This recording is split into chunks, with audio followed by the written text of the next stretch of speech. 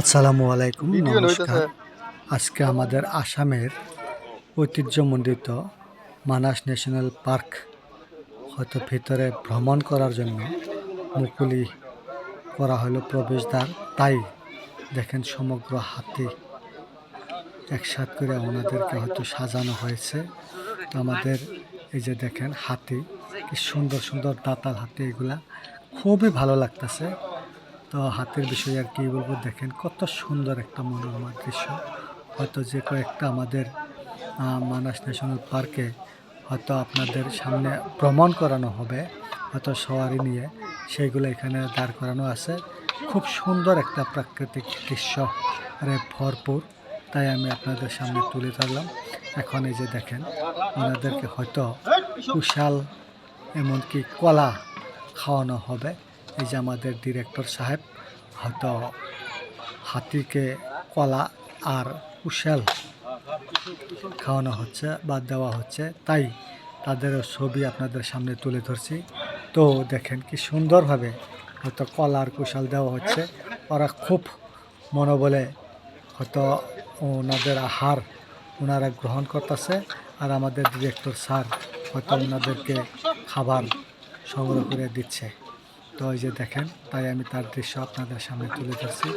কুশাল খাওয়ার জন্য ওরা খুবই আগ্রহী, তাই প্রত্যেকটাকে হাতে হাতে দেওয়া হচ্ছে, ওনারা নিচ্ছে, এমনকি খাচ্ছে খুব আনন্দ মনে। দেখেন কি সুন্দরভাবে হয়তো আগ্রহী, ওনারা খাইতেছে আর নিতেছে। তো যাই হোক, দেখেন মায়াবী একটা দৃশ্য।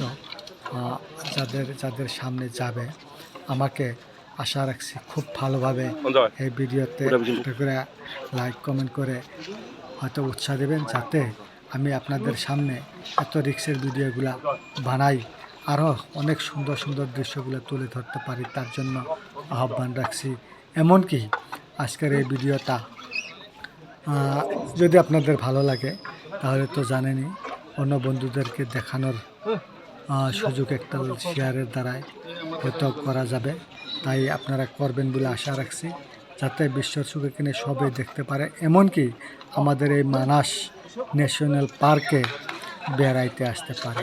কারণ এখানে হাতি সাফারি আছে, জিপসি সাফারি আছে, তার সাথে নৌকা সাফারি আছে, এমনকি ভিতরে নানান ধরনের জীবজন্তু দেখতে পাবেন। হরিণ, ময়ূর, গান্ডার, মোষ, গরু ইত্যাদি ইত্যাদি জীবজন্তু। তার সাথে দেখতে পাবেন আপনারা নানান ধরনের মূল্যবান গাছ এবং বসতি।